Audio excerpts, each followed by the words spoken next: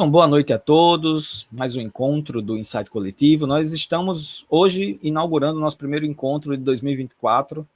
A gente tem aí já uma estrada percorrida, né? Mais de um ano de grupo, mais de um ano de atividades. 2004 é um ano que eu espero que seja um ano com novas conquistas, né? A gente teve algumas conquistas em 2023 e eu espero para 2024 algumas conquistas, né? Algumas conquistas no sentido de crescer mais o grupo, de crescer mais a nossa produção, inclusive. Eu tenho um desejo enorme que esse ano a gente consiga escrever nossos primeiros artigos, né? Produzir e publicar. Essa é a minha meta para 2024. E quem sabe a gente até inaugurar nossa revista eletrônica. E começando a mexer meus pauzinhos, conversando já com algumas pessoas para a gente poder começar a colocar esse sonho em prática. Porque eu acredito muito que nós precisamos construir conhecimento, eu acredito muito que nós precisamos mostrar o que nós fazemos para as outras pessoas. E nós fazemos muitas coisas. Cada um de nós, dentro das nossas caixinhas, das nossas práticas diárias e cotidianas, nós construímos muita coisa. Às vezes a gente só importa, né? A gente só importa, a gente só lê, a gente só aprende, a gente só acha que o que é produzido lá fora é muito bom, a gente só acha que o que as pessoas lá no Sudeste fazem é muito bom, mas a gente faz muita coisa boa aqui, gente. A gente produz muita coisa boa aqui.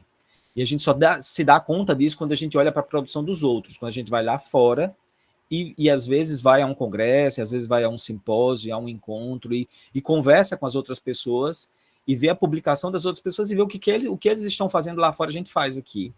E às vezes faz com mais propriedade, faz com mais...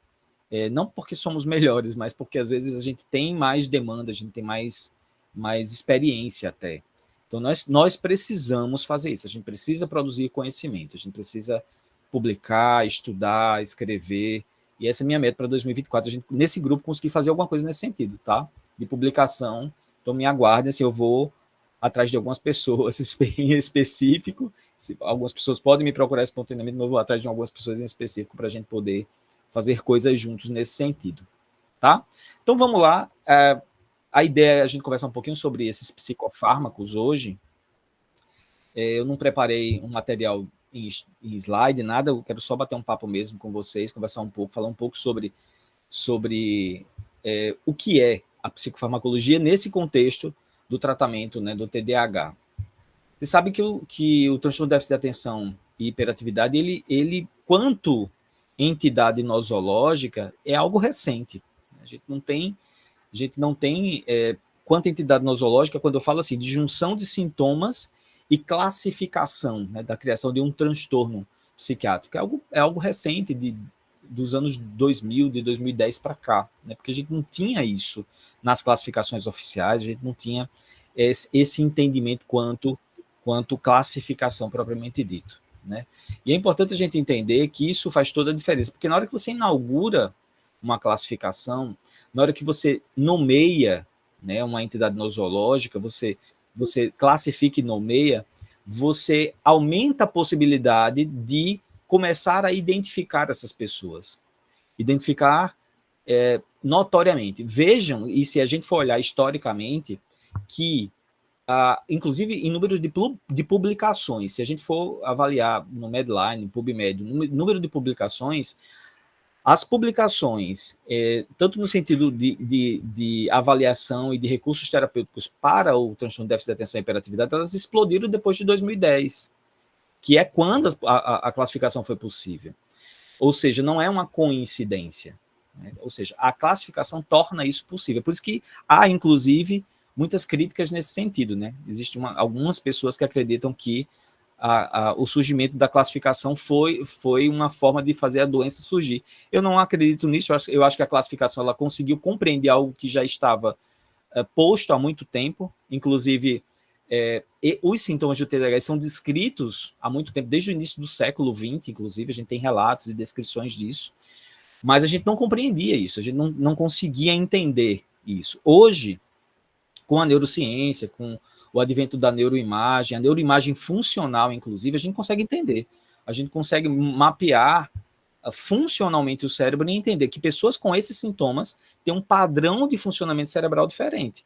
e que esse padrão de funcionamento cerebral diferente gera esses sintomas que são, entre aspas, padronizados. Eles se repetem nas pessoas que têm esse padrão diferente, tá? O objetivo da gente não vai ser falar desse padrão e não vai ser falar de sintomas hoje, mas eu estou fazendo essa introdução para, de certa forma, contextualizar a discussão, para contextualizar o que a gente vai conversar aqui e vai entender, né? Porque eu não queria só descarregar aqui e falar desses remédios sem falar um pouquinho, né? Fazer um pouquinho desse introdutório, falar um pouquinho sobre a importância disso, né? E entender que é algo prevalente, a gente tem aí pelo menos 3 a 5% da população com esses sintomas, né, classificados, e que estatisticamente, apesar de, vamos dizer assim, sensorialmente parecer que estamos tendo uma epidemia de TDAH, a gente não está, gente. A gente vai para as publicações, a gente vai para os estudos sérios, feitos de forma séria, não existe epidemia nenhuma. A estatística é a mesma, a prevalência é a mesma ao longo do tempo. Não houve um aumento. O que houve um aumento foi da notoriedade do TDAH, das pessoas se identificarem com esse sintoma e passarem a achar que tem TDAH e falar que tem TDAH e buscar tratamento para isso, né? Então, isso sim é algo diferente. Então, hoje os profissionais da saúde, com certeza, sem medo de errar, tem vários psicólogos aqui, tenho certeza que eles vão concordar comigo. Hoje, no consultório, muitas pessoas abordam o profissional da saúde dizendo que tem TDAH. Então, tenho medo de errar de falar isso. O que não acontecia há 10 anos. Ninguém chegava no consultório há 10 anos dizendo, olha, eu tenho um TDAH. Até porque ninguém sabia o que era isso.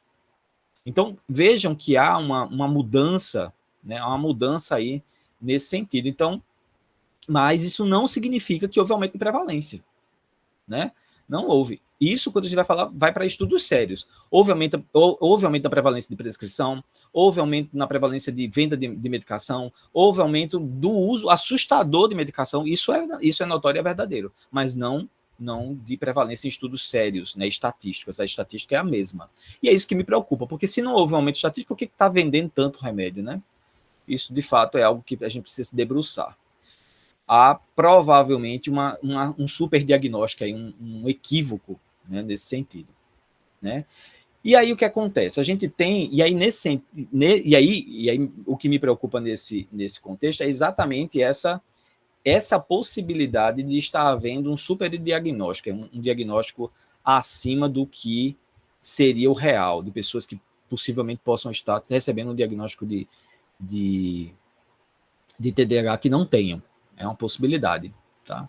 Possibilidade, fora as pessoas que usam de forma inadvertida a medicação, né?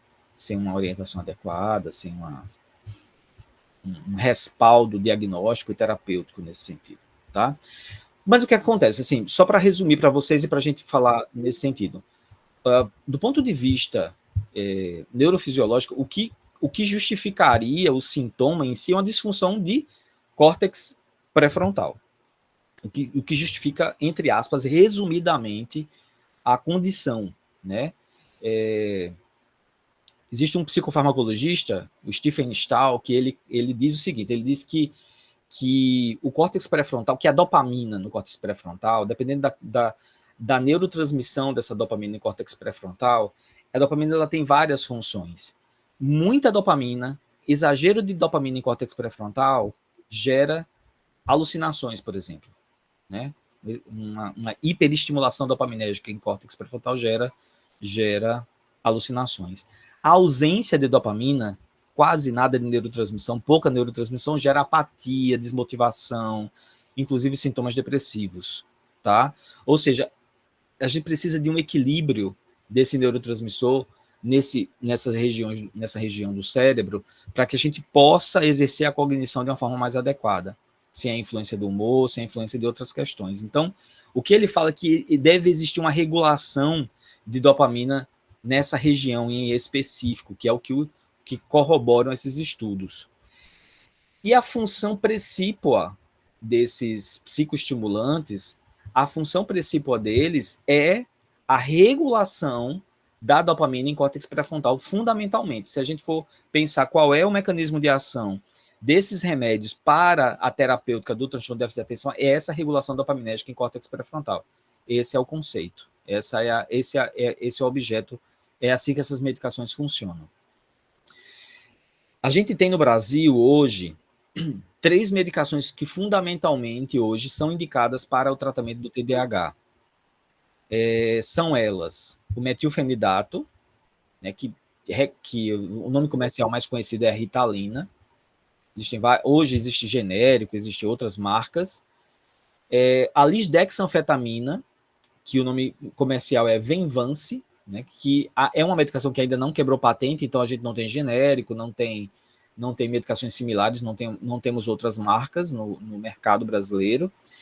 E recentemente foi colocado no mercado uma medicação chamada atomoxetina, que o nome comercial é Atenta, né, Atenta com H no final, né, que é uma medicação que chegou recente agora no mercado, inclusive nem está disponível, assim, em alguns lugares, em algumas regiões do Brasil já está disponível, mas em outras não. Você abre o aplicativo dessas farmácias, você já encontra lá na farmácia, mas geralmente essas farmácias, aqui pelo menos aqui em Natal, parece que não tem estoque ainda, algumas tem, não sei bem.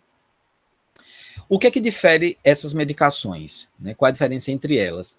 Historicamente, a primeira medicação usada no tratamento não do TDAH especificamente, porque não tinha essa classificação, mas para cognição foram as anfetaminas, lá na década de 60. Né, as anfetaminas foram utilizadas. Qual foi o grande problema com as anfetaminas naquela época? É que eram medicações que geravam, primeiro, muito efeito colateral, segundo, muita dependência, ou seja, uma medicação de difícil manejo, porque a janela terapêutica entre a dose segura e a dose que dá problema é muito estreita.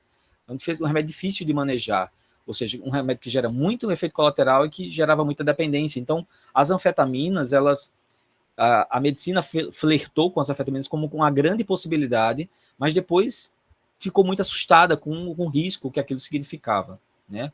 Assim como com outras medicações que, pra você ter uma ideia, a própria cocaína já foi usada como remédio, né? Então, você vê que a gente já tentou fazer muita coisa né, e se tornou um problema posteriormente. As anfetaminas da mesma forma, né? Com o passar do tempo foi se conseguindo fazer modificações na molécula no sentido de conseguir extrair dessa molécula algo que fosse benéfico, mas que não trouxesse tantos problemas. E aí, com esse processo, com essa construção farmacológica, surgiu a primeira medicação, e não foi a primeira, mas a que a gente tem no Brasil, que é o metilfenidato, tá? O metilfenidato ele não é uma anfetamina, mas ele é um anfetamínico, ele é um derivado da anfetamina. Ele tem um mecanismo de ação parecido com o mecanismo de ação da anfetamina. Mas ele não é considerado anfetamina porque ele não tem o mesmo potencial dopaminérgico, vamos dizer assim. Ele não tem o mesmo potencial gerador de dependência que uma anfetamina tem. Ele não tem o mesmo potencial, inclusive, de neurotransmissão mesmo, de estimulação dopaminérgica como uma anfetamina tem. E aí, nesse sentido, o metilfenidato ele chegou e ele é utilizado até hoje com uma medicação extremamente eficaz. Qual foi o grande diferencial do metilfenidato? Foi a sua eficácia no tratamento, a sua eficácia, quando comparado com o placebo, muito superior ao placebo, no sentido da melhora da cognição nessas pessoas com essa disfunção do neurodesenvolvimento, porque o TDAH é um transtorno do neurodesenvolvimento, é um transtorno que ele está presente desde a infância e com persistência dos seus sintomas na fase adulta. Então, o que acontece nesse sentido é que o metilfenidato ele veio como essa primeira possibilidade e ele se tornou realmente extremamente eficaz e até hoje extremamente utilizado. E para vocês terem uma ideia, inclusive, uma medicação tão utilizada que hoje dos psicofármacos, é o psicofármaco que mais existe evidência de segurança em uso em criança. Olha só que coisa mais assustadora. Porque o metilfenidato ele já é tão usado há tanto tempo que ele é o psicofármaco que tem mais evidências de segurança em uso em criança. Porque ele é usado desde os 7 anos de idade, né? Desde os 7 já se pode começar a prescrever metilfenidato. Então, a medicação que tem essa possibilidade. Como é que ele funciona, né, no cérebro? Esses remédios, eles funcionam melhorando os níveis de dopamina no cérebro. O neurônio dopaminérgico, né, o neurônio que produz a proteína lá, que é o neurotransmissor, a dopamina, o neurônio dopaminérgico, ele libera umas vesículas, né, que a gente chama de vesículas sinápticas, como se fossem umas bolinhas com as proteínas dentro, que são os neurotransmissores. Ele libera na membrana do neurônio e libera numa fenda, que chama fenda sináptica, que é o encontro e a comunicação de um neurônio e outro.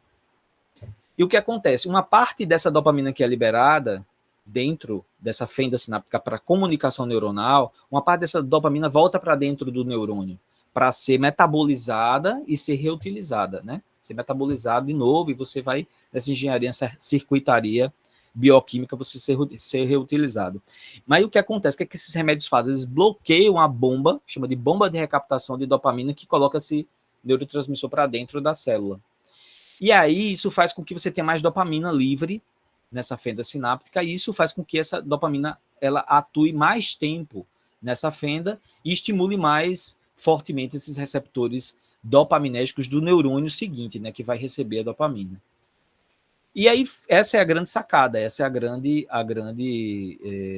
mecanismo de ação desses remédios. É assim que eles funcionam, eles modulam, e aí melhorando esse nível de dopamina no sistema nervoso central, eles modulam essa dopamina, principalmente nessa região de córtex pré-frontal, e isso faz com que a pessoa consiga melhorar a cognição e, por consequência, melhorar os comportamentos relacionados a isso, tá?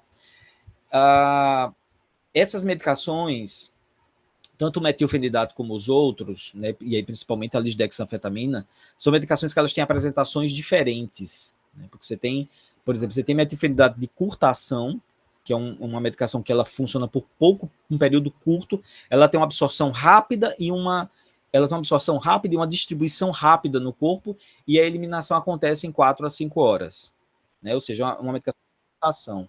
E você tem o metilfenidato de longa ação, né, que é uma medicação que funciona por várias horas. Por que a gente tem essas apresentações?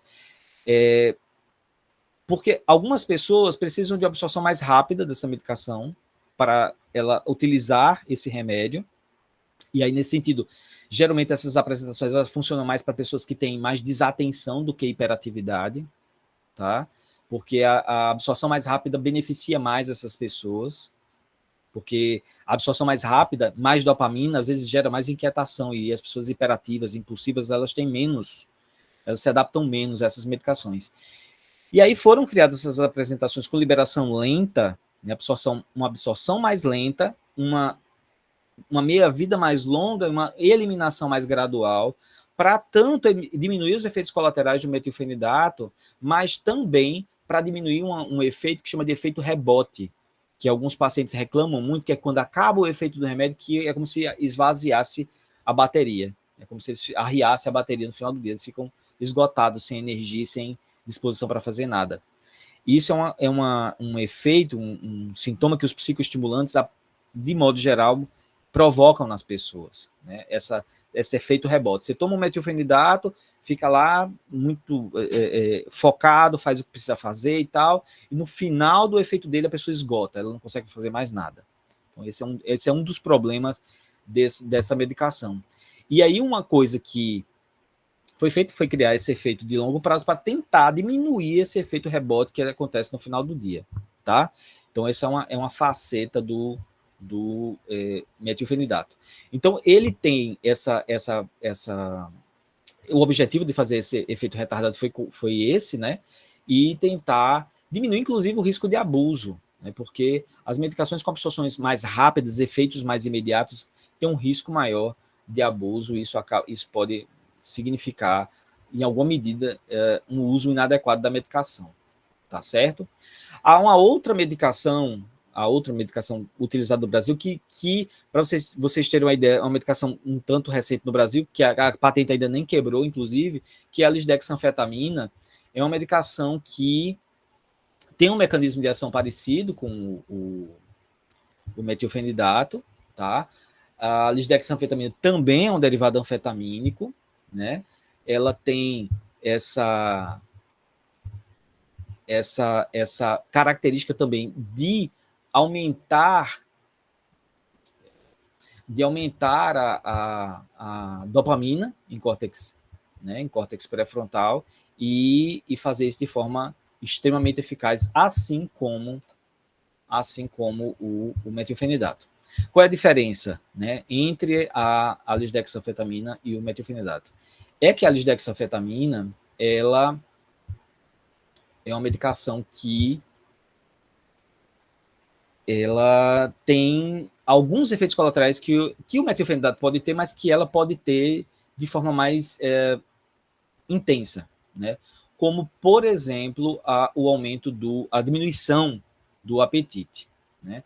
A lisdexanfetamina é uma medicação que ela é bem dopaminérgica, né? Ela tem essa ação dopaminérgica e essa ação dopaminérgica mais abrangente, ela acaba diminuindo o apetite. E a pessoa pode perder peso. Inclusive, em bula, né, a lisdexanfetamina ela tem indicação em bula para tratamento de compulsão alimentar. Então, ela tem essa outra indicação que não só no TDAH, tá? Ela só tem liberação lenta, é uma medicação que tem ela não existe lisdexanfetamina de liberação curta, só tem liberação lenta, ou seja, aquela medicação que tem uma absorção mais lenta, uma meia-vida mais longa, de em torno de 8 horas, e uma excreção mais lenta também. Isso faz com que, ou deveria fazer com que a pessoa tivesse menos efeito rebote. Então, quem toma lisdexanfetamina, que é o Venvance, tem menos aquele efeito rebote que tem com o metilfenidato, aquela sensação de esgotamento ao final do dia, tá? Então, isso é uma coisa que acontece. Tanto o Venvance quanto a lisdexanfetamina, tanto o Venvance quanto o metilfenidato, que é a Ritalina, os dois têm efeitos cardiovasculares mais intensos. São remédios que podem aumentar a pressão, pode gerar taquicardia, pode fazer a pessoa ter palpitações, né, picos hipertensivos. Então, são medicações que, em pessoas que têm problemas cardiológicos, precisam ser usadas com cuidado. E pacientes hipertensos, pessoas que têm problemas cardiológicos de alguma medida, precisam ser usados com cuidado. É proibitivo isso? Não. Precisa ser avaliado, tem que ver caso a caso. O cardiologista, muitas vezes, tem alguns pacientes que eu peço a avaliação do cardiologista para ver se de fato tem uma contraindicação, mas isso é algo que precisa ser cuidado. Porque essas medicações, como elas são estimulantes, elas são noradrenérgicas, elas aumentam esse efeito noradrenérgico no corpo, de modo geral. Tá? Então, você vai ter um efeito da adrenalina no corpo de modo geral, inclusive sobre o aparelho cardiovascular. Mas os estudos de longo prazo, né, tem algumas publicações aí de revisão, o que é que elas mostram? Elas mostram que essas medicações, apesar disso, elas têm segurança cardiovascular. Elas são seguras do ponto de vista cardiovascular.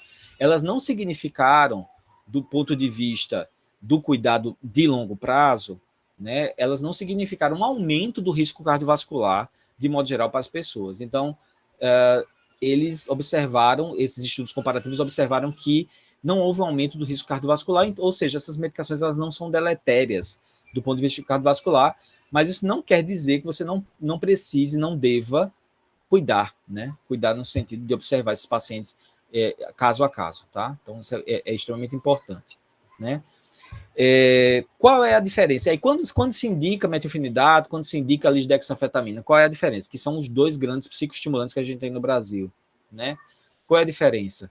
O metilfenidato, apesar de ser uma medicação que teoricamente pode dar um pouco mais de efeito colateral, às vezes a adaptação é mais difícil, você tem mais efeito rebote no final, apesar disso, é uma medicação que tem, como é que eu diria, mais estrada. Então, os médicos conhecem mais, os médicos manejam melhor os efeitos colaterais. Então, é uma medicação que a gente tem mais manejo clínico com ela. A gente conhece mais essa medicação empiricamente, então você consegue manejar melhor. Então, é natural, fora o preço, né? Porque o Venvance é bem mais caro.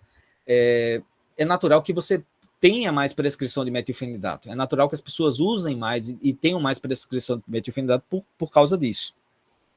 Porque é uma droga que os médicos conhecem mais, tem mais segurança prescritiva e vão prescrever mais. Tá? Agora, do ponto de vista de eficácia, eles são similares. Não existe um remédio mais eficaz do que o outro. Os estudos comparativos eles não têm demonstrado uma diferença na eficácia. Embora, e aí é uma coisa que eu acho que é importante dizer para vocês, é que essa eficácia toda que a gente tem dos psicoestimulantes é uma eficácia de curto prazo. Eu estou falando das evidências. As evidências de eficácia que existem são evidências de curto prazo. nós não temos estudos ainda robustos de longo prazo que demonstrem essa eficácia ao longo dos anos, sei lá, 10 anos de uso de metilfenidato. A gente não tem evidências. Existem algumas evidências contraditórias, né? Existem estudos mostrando boa, vamos dizer assim, eficácia mantida ao longo dos anos, e a gente tem estudos dizendo que essa eficácia ela vai diminuindo ao longo dos anos, e que ela vai diminuindo e que não faria sentido manter esse remédio durante muito tempo, né? Inclusive, existe uma preocupação tanto em relação ao metilfenidato quanto em relação à lisdexanfetamina com a diminuição do crescimento das crianças e adolescentes. Porque como essas duas medicações elas diminuem apetite, há um risco, né, e isso estatisticamente já foi comprovado, de que esses adolescentes podem perder peso e crescer menos. O microfone caiu aqui. Esses adolescentes podem comer menos e, por má nutrição, crescer menos. Tá? Então, existem alguns estudos sinalizando nesse risco. Então, é algo que também precisa ser levado em consideração. Tá? Então, uma coisa que está posta aí, né, em relação ao metilfenidato, em relação a lisdexanfetamina, né?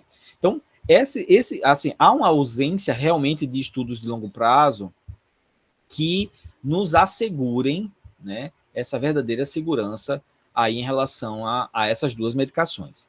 A terceira medicação que eu vou falar aqui, que é a atomoxetina, que é esse remédio novo que surgiu, a atomoxetina está num grupo de medicações utilizadas no tratamento do TDAH de não estimulantes. Eles dividem as medicações em estimulantes, que são esses anfetamínicos, e os não estimulantes, que estão nesse grupo, incluindo a atomoxetina.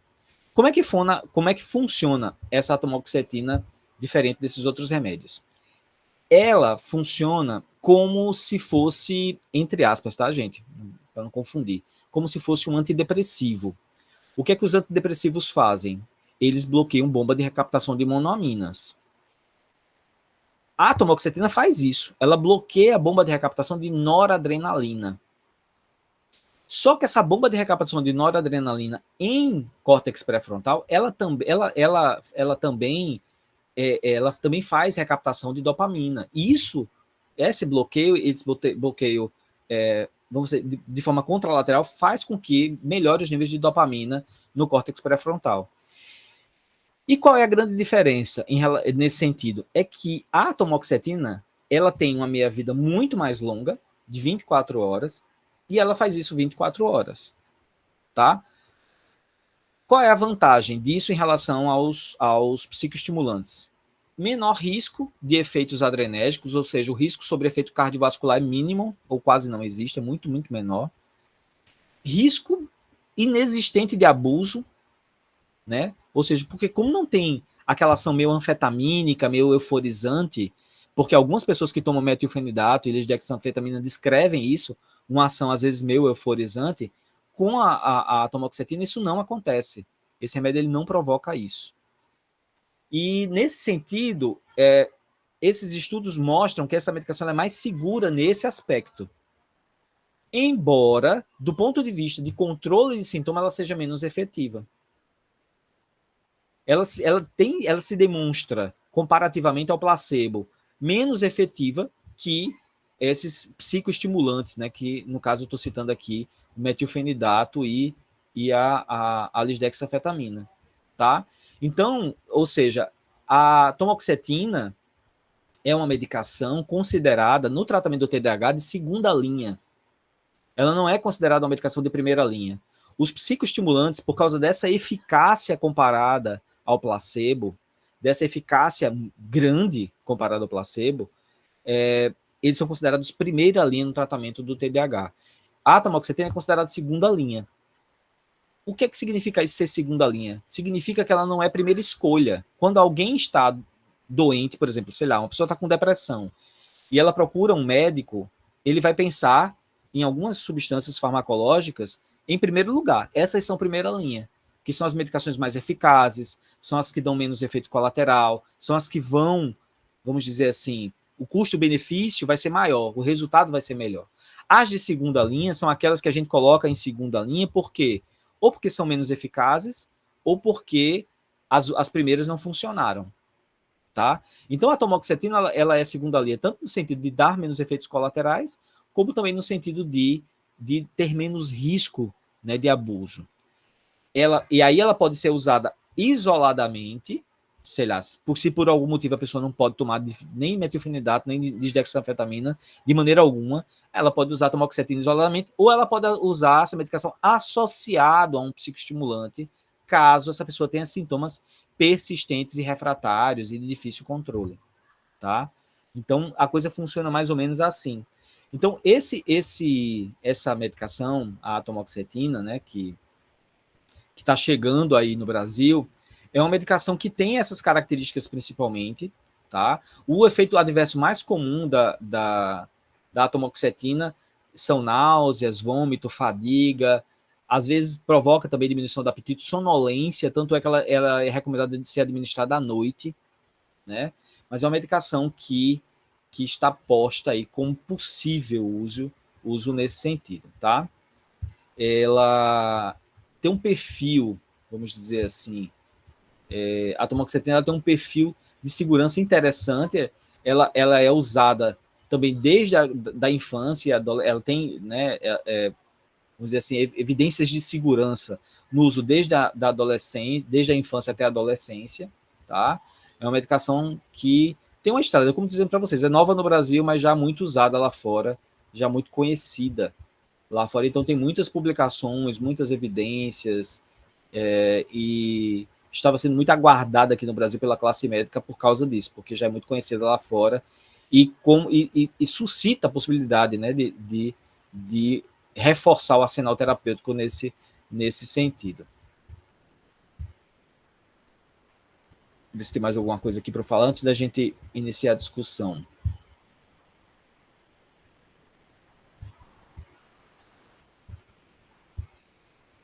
Era basicamente isso que eu tinha separado aqui para falar para vocês. Eu separei um artigo de revisão, bem legal, inclusive, que faz uma discussão bem interessante sobre isso, um artigo bem completo. Eu vou mandar no grupo lá para vocês esse artigo, vou mandar traduzido pelo Google, tá?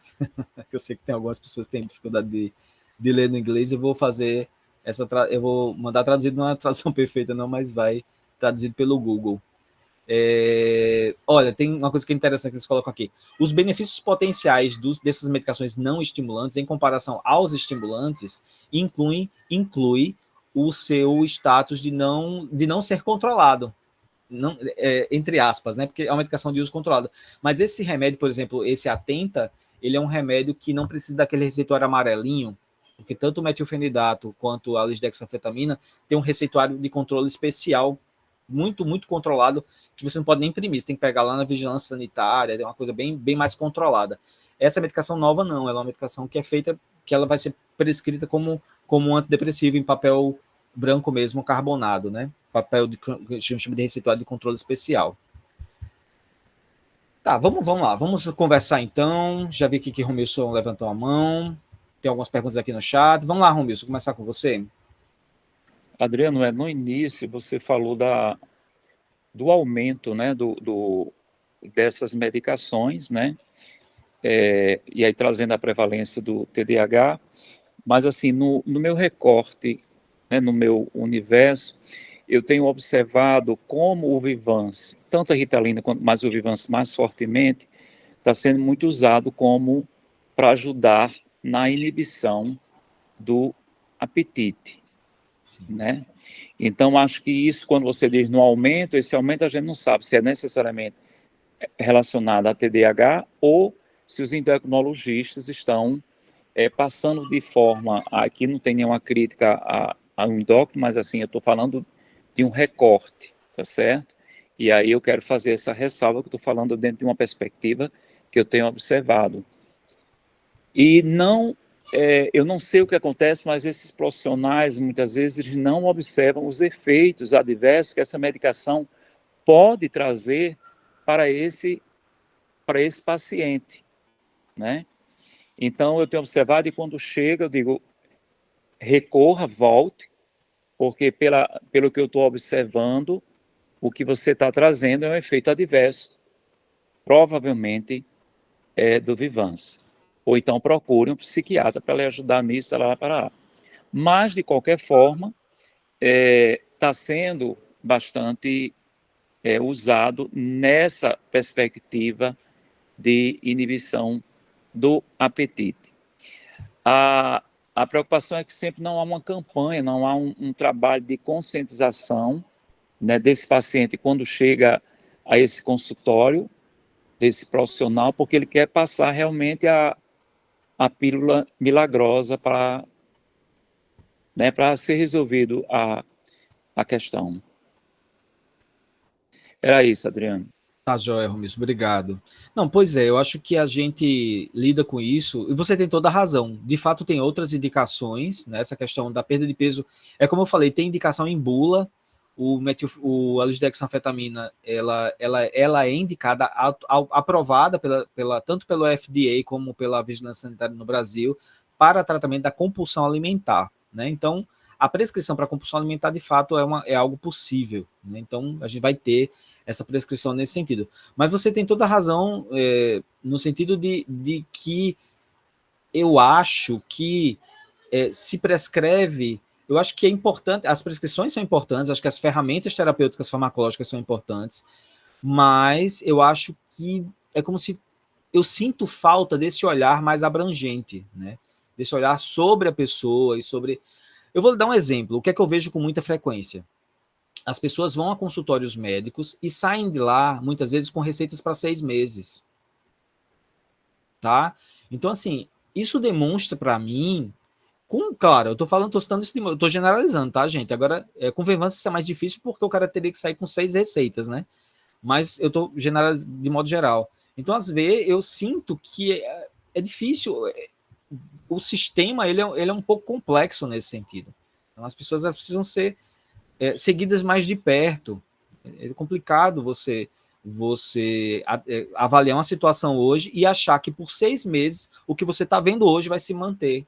Eu não consigo enxergar dessa forma e eu acho que é complicado pensar dessa forma, sabe? Então, você tem razão. Eu acho que acaba se checando pouco e avaliando pouco nesse sentido. Eu tenho um professor da semiologia antigo lá no Onofre Lopes, que ele dizia uma coisa que eu achava muito interessante, que ele dizia que o mais inteligente que ele conheceu foi o alfaiate dele, porque todas as vezes que ele ia fazer uma camisa nova, ele media ele de novo. Ou seja, alguma coisa pode mudar, né? Então não tem como você não prestar atenção nisso. Renata fez uma pergunta aqui, qual a idade que pode ser indicada de modo geral, Renata, ou especificamente um deles? Você falou da idade. Boa noite, primeiro, né? Desculpa. Você falou da idade da Ritalina, mas não falou da idade dos outros. Os outros também são prescritos a partir dos 7 anos? Ah, entendi. Não, não. A gente tem evidência de segurança para a Ritalina em específico, sabe? A atomoxetina, a gente tem mais evidências de segurança. Inclusive, ela é mais usada na infância. Tem muitas. A partir do 7 anos de idade, tem evidências de segurança. Mas o Venvanse a gente não tem essas evidências de segurança para usar em criança, não. Geralmente ele é mais usado a partir da adolescência. Certo. Tá? Tá, obrigada. Existem 2 não estimulantes que eu não citei aqui, porque eles são pouco usados no Brasil. Existe no Brasil, mas eles são pouco usados, que é a clonidina e a guanfarina. Né? Clonidina e guanfarina são estimulantes alfa-adrenérgicos, eles são usados também para o tratamento do TDAH, mas é uma outra história, seriam mais outras conversas. Mas, assim, eu estou citando eles porque eles também podem ser usados em crianças também, por isso que eu estou citando. Deixa eu ver outra pergunta aqui no chat, da Daniela. Ela pergunta se podem ser usados em crianças, tem a ver com o que a Renata está perguntando, predominância de crianças com predominância de hiperatividade, né? Se pode ser usado essas medicações. Sim, Daniela, essas medicações são usadas na hiperatividade, no TDAH de modo geral, tanto no TDAH tipo hiperativo, quanto no TDAH tipo desatento, né? As medicações vão ser as mesmas. Às vezes as pessoas até me perguntam, mas Adriano, como é que é possível você usar um psicoestimulante para um hiperativo, né? Por que um hiperativo vai se beneficiar de um psicoestimulante nesse sentido? Porque, gente, o psicoestimulante ele vai organizar essa neurotransmissão dopaminérgica, entende? Ele vai organizar essa neurotransmissão dopaminérgica no sentido de regular mesmo. Então, você regula essa neurotransmissão e você consegue tornar o hiperativo menos hiperativo. E é interessante na clínica, sabe, isso acontecendo, porque tem pessoas muito hiperativas que, quando tomam uma medicação como essa, elas sentem, de fato, uma calmaria. É interessante isso, né? Eles falam, inclusive, de um silêncio que eles não conhecem, um silêncio mental que eles não conhecem a partir que eles tomam essa medicação. Então, tem benefícios terapêuticos curiosos, né? Mas, assim, vale a ressalva de que um tratamento efetivo ele não pode ser baseado só no remédio, tá? Vale fazer essa ressalva. Eu sei que essas medicações elas são muito sedutoras, porque, inclusive, os psicoestimulantes eles são muito rápidos os efeitos. Você toma, no primeiro dia você já sente uma grande diferença, e é por isso que essas medicações elas são tão sedutoras. Né? Diferente, por exemplo, da atomoxetina. A atomoxetina, ela, semelhante aos antidepressivos, ela tem aí, você precisa de 2, 3, 4 semanas para ter o melhor efeito dela, tá? Então, um remédio diferente, não é como um psicoestimulante, né? Então, mas eu preciso fazer essa ressalva. Um tratamento efetivo, ele não pode se basear apenas e unicamente no remédio. E é um outro equívoco lamentável que eu vejo no cotidiano, né? Pessoas tomando psicoestimulantes sem nenhum outro tipo de cuidado, no sentido de que torne essas pessoas mais autônomas, tá? O TDAH, assim como qualquer outra condição, ele tem níveis de gravidade. Existem pessoas com TDAH muito graves, assim, que os sintomas meio que inviabilizam a vida, assim, do cotidiano, das coisas muito simples, sabe, gente? Mas tem pessoas que têm sintomas menos graves, então você precisa dosar isso. Precisa dosar. E que bom seria se as pessoas tivessem acesso a tratamentos multiprofissionais, porque os resultados seriam muito melhores, né? Seriam muito melhores. Você medicar essas pessoas por um tempo, desenvolver autonomia, desenvolver habilidades cognitivas, né? Desenvolver capacidades e ela conseguir prosperar e depois, possivelmente, não vai ser nem para todo mundo possível, mas para alguns sim, é possível sim tirar o remédio, conseguir viver sem a medicação posteriormente. Então, eu acho que é importante, eu preciso fazer essa ressalva porque eu acho que é extremamente importante isso. Jussara fez uma pergunta aqui, qual a diferença da atomoxetina para um antidepressivo, já que ambos inibem a bomba de recaptação? Boa pergunta, Jussara. Inclusive, a atomoxetina ela foi testada como antidepressiva. Eles tentaram, por causa do mecanismo de ação dela, da atomoxetina, eles tentaram utilizá-la, testaram ela, né, para ver se ela tinha eficácia antidepressiva. Ela não tem. O que eles observam é que provavelmente essa ação dela parece acontecer mais em córtex mesmo, pré-frontal, e não tem uma efetividade, assim, ela acaba não tendo uma efetividade, ela não se mostrou efetiva nesse sentido, né? Então, acontece isso, você não tem essa efetividade, eu não vou saber lhe dizer aqui pormenorizadamente, mas é isso que acontece, tá? Mais alguma pergunta? Aqui no chat não temos mais. Alguém gostaria de falar mais alguma coisa, fazer alguma pergunta? Mais alguma coisa?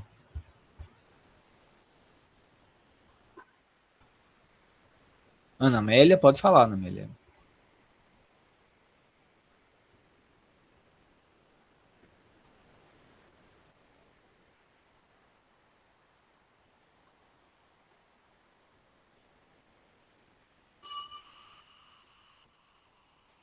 Olha, a Amélia está perguntando aqui, no caso de pacientes com sintomas ansiosos, como fazemos para diferenciar, né? É uma boa pergunta, sabe? Porque algumas vezes os sintomas ansiosos, eles de fato são confundidos com a hiperatividade, às vezes, tá? E outras vezes eles são comórbidos. A pessoa ela pode ter o TDAH e ter também um transtorno de ansiedade, por que não? Né? É ter as duas coisas. E às vezes se confunde isso, tá? Então, assim, como diferenciar, né? Normalmente, a ansiedade, ela tem os seus critérios diagnósticos, a gente vai ter, e aí dependendo do que você está buscando, você vai tentar identificar quais são os sintomas ansiosos que estão presentes e você vai tentar classificar. Vamos supor que seja um transtorno de ansiedade generalizado, por exemplo. O transtorno de ansiedade generalizado tem lá o tripé da questão dos sintomas somáticos, dos pensamentos, das ruminações ansiosas e da sensação da ansiedade, por exemplo. Então, você vai tentar identificar isso. Então, a gente tenta, do ponto de vista classificatório, entender se faz sentido um diagnóstico de um sintoma ansioso ali. Quando não faz sentido, né, e se faz sentido o diagnóstico do transtorno de hiperatividade, do ponto de vista classificatório, eu fico com a ideia da hiperatividade. Tá certo? No tratamento, aí o que é que acontece, Amélia? O que é que acontece no tratamento? Às vezes a minha hipótese ela não é confirmada. O que é que acontece? Eu trato a hiperatividade e o sintoma que, entre aspas, é pretensamente ansioso, ele não melhora. Ou, pelo contrário, ele piora. Porque os psicoestimulantes, eles podem piorar a ansiedade. Então, às vezes, o manejo terapêutico, ele suscita a mudança da compreensão diagnóstica, né? Então, a gente faz a anamnese, a gente faz a avaliação clínica, a gente, às vezes, tenta diferenciar, a gente, às vezes, consegue entender que existe uma ansiedade ali, classifica, trata, cuida dessa ansiedade, e ao mesmo tempo, consegue compreender essa questão da hiperatividade, da desatenção e tal. E a gente consegue fazer isso. Mas, na terapêutica, quando a gente institui a terapêutica farmacológica, as coisas mudam.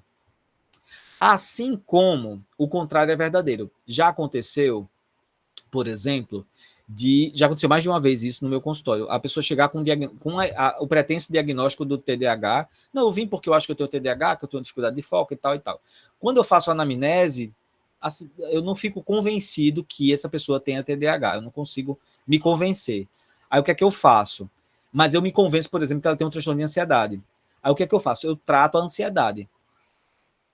Muitas vezes, não foram poucas, essa pessoa voltou melhor da cognição. Entende? Então, a gente vai tentando separar uma coisa da outra. Às vezes não é simples, mas a terapêutica nos ajuda a compreender isso.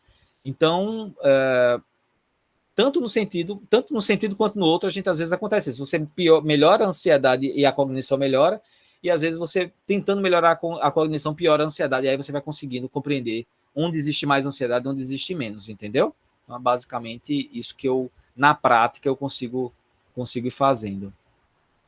Oi, Renata. Adriano, na avaliação, assim, aliás, não é na avaliação, qual a segurança que a gente tem do efeito dessa medicação? E aí sim no efeito da avaliação neuropsicológica. Então, quanto tempo que esse paciente precisa antes deixar de tomar a medicação para que não interfira nos níveis atencionais e funções executivas e cognição de uma maneira geral? Tá. O metilfenidato e a lisdexafetamina, 48 horas é mais do que suficiente. Porque são medicações que elas têm um tiro muito curto. O efeito delas ele é muito rápido. Ele se desfaz muito rápido. No caso da tamoxetina, isso muda. No caso da tamoxetina, ela tem um efeito mais duradouro, vamos dizer assim. Então, no caso da tamoxetina, essa pessoa vai precisar ficar pelo menos uma semana sem tomar para poder iniciar. Eita. Então, seria indicado conversar com o médico, né, o psiquiatra, para só fazer a medicação após a avaliação. Depois da avaliação. Porque como ela tem um efeito mais somatório, né, o efeito dela é mais somatório, não acho recomendável tanto usar, assim, parar um dia e já no outro dia fazer testagem, né, eu não acho recomendável, como eu acho que é possível com a Ritalina e com o Venvance, né? Então acho que uma semaninha aí sem tomar medicação vai ser mais. E aí essa pessoa, eu acho que ela vai ter que, no período da testagem, já vai ter que descontinuar a tamoxetina. Isso. Porque se as sessões são semanais, então não faz sentido. Tá bom. Obrigada. De nada. Deixa eu ver outra pergunta, Mariana. É muito comum o diagnóstico na infância, mas em caso de diagnósticos tardios, como no adulto, quais seriam os profissionais de equipe multiprofissional envolvidos no tratamento? Mariana, é muito comum, de fato, adultos buscarem um diagnóstico tardio, até porque, como a gente está explicando aqui, né, assim, é uma coisa que faz mais sentido há pouco tempo, né? tem o que aí 15 anos mais ou menos de um notório diagnóstico mais efetivo. Então, é possível que pessoas comecem a se identificar com isso e busquem esse cuidado. No adulto não vai mudar muito, não. Assim, o que vai precisar fazer é um diagnóstico diferencial mais apurado, porque é possível que essa pessoa tenha comorbidades, como a gente está falando aqui, essa questão da ansiedade, a questão de outros sintomas relacionados. Então, a gente vai ter que fazer um diagnóstico diferencial e a avaliação. O diagnóstico do TDAH é um diagnóstico clínico, né? Um diagnóstico clínico. Ele não quer dizer necessariamente que todas as vezes que eu penso no TDAH eu preciso fazer uma avaliação neuropsicológica, eu preciso fazer exames complementares, isso não significa isso, mas os exames complementares, a avaliação neuropsicológica, eles auxiliam muito no diagnóstico diferencial, eles nos ajudam muito a descartar outras hipóteses diagnósticas, né? Então, o cuidado muito profissional ele é importante por causa disso. Então, um adulto que busca ajuda, eu entendo que uma equipe multiprofissional que pode ajudar vai ser um psiquiatra que saiba fazer um diagnóstico de TDAH, porque não é tão simples quanto parece, não é só uma listinha de sintomas, como as pessoas às vezes acham que é. Um psiquiatra que tem essa vivência, um olhar adequado sobre o TDAH, o psicólogo, tanto na avaliação neuropsicológica, nesse diagnóstico inicial, quanto no processo terapêutico, porque, é como eu estava dizendo para vocês, o uso da medicação isolado é muito, eu acho muito pouco efetivo, porque você está medicando um sintoma e você não está... aquela história de ensinar a pescar, né? Você dar o remédio e não fazer psicoterapia é dar o peixe e não ensinar essa pessoa a pescar. Então, acho que a psicoterapia é fundamental e ela precisa estar associada. Então, minimamente, o tratamento farmacológico, quando instituído, a psicoterapia, eu acho que é o ideal nesse cenário, sabe, do adulto que busca essa atenção. Deixa eu ver outra pergunta. Olha, a Daniela está perguntando se a atomoxetina pode melhorar a ansiedade e a hiperatividade. A hiperatividade sim, Daniela, mas a ansiedade eu acho pouco provável. Porque como é uma droga noradrenérgica, normalmente as drogas noradrenérgicas elas têm pouca efetividade sobre a ansiedade, sabe? Então é possível que se essa criança ou adolescente ela tem muitos sintomas ansiosos, é possível que ela precise fazer uma avaliação, um tratamento auxiliar. Ela precisa usar alguma coisa em específico para a ansiedade, que é uma coisa que a gente faz com relativa frequência no tratamento do TDAH, porque a ansiedade, ela é como eu falei, é um sintoma relativamente comum, sabe? Então a gente acaba precisando utilizar alguma coisa mesmo para ajudar, né, nesse cuidado. Aí Daniela está perguntando se pode associar. Pode associar sim, Daniela. Tem a possibilidade de segurança. Embora, aí eu tenho que fazer uma ressalva, a tomoxetina, ela é metabolizada num sítio do citocromo P450, que é lá na... O citocromo P450, gente, é um conjunto de enzimas no fígado que metabolizam as medicações que a gente toma. Ela é metabolizada por uma enzima chamada 2D6. E essa enzima, ela metaboliza outras medicações, principalmente antidepressivos. Então, o médico vai precisar só ter cuidado na interação desses remédios, tá? Então, quando o médico for prescrever, ele só precisa ter cuidado que tipo de associação vai fazer, checar as interações. Basicamente, se ele tivesse cuidado, dá para fazer isso com muita segurança, tá? Renata, tu levantou a mão de novo ou ainda está levantado da outra vez? Tá.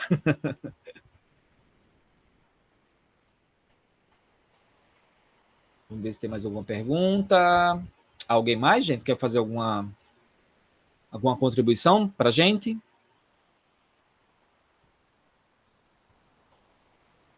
Acho que não, né?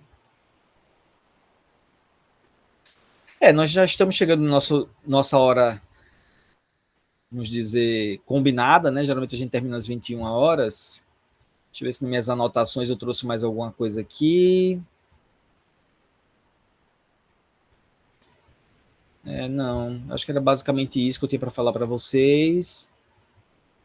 A gente, só no final aqui ele fala, tem uma coisa interessante aqui no final da revisão, que ele fala da questão da falta de estudos comparando o tratamento farmacológico com as outras abordagens terapêuticas. né? A gente tem poucos estudos, e isso é algo que eu acho fundamental, né? Assim, a gente ter estudos que compare, por exemplo, a eficácia de um tratamento com a psicoterapia associada e sem a psicoterapia, a eficácia de um tratamento com neurofeedback, sem neurofeedback, né? Seriam evidências muito preciosas para nossas propostas terapêuticas, o que a gente vai fazer no dia a dia, né? Infelizmente, a gente tem muito estudo sobre remédio, né? A indústria farmacêutica tem muito poder econômico, então ela consegue financiar muito isso, e a gente tem muita evidência sobre remédios, sobre como associar, como não associar, onde associar, o que fazer com remédio, mas a gente tem pouca evidência sobre outras coisas, né? Então, uma coisa que realmente a gente tem pouca evidência é de que outras abordagens elas podem ser utilizadas, né, associadas, e quais são mais efetivas, quais são mais indicadas, inclusive. Então, é uma pena, tá? É isso, gente.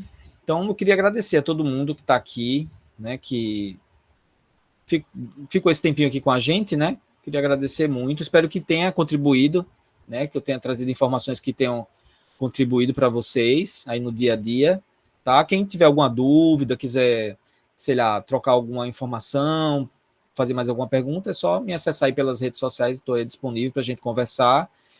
E vamos em frente, tá? A gente vai tentar manter nossos encontros, gente. Ano passado eu consegui fazer semanal, mas esse ano eu não vou conseguir, não. Nossos encontros vão ser quinzenais, tá? Então a gente está se vendo hoje, vamos nos ver daqui a 15 dias. Aí eu vou estar publicando para vocês aí qual vai ser o tema, quem vai ser o convidado. Eu estou organizando isso aí, tá bom, gente? Então um abraço para vocês, bom finalzinho de semana, tá? E até a próxima. Um grande abraço. Tchau.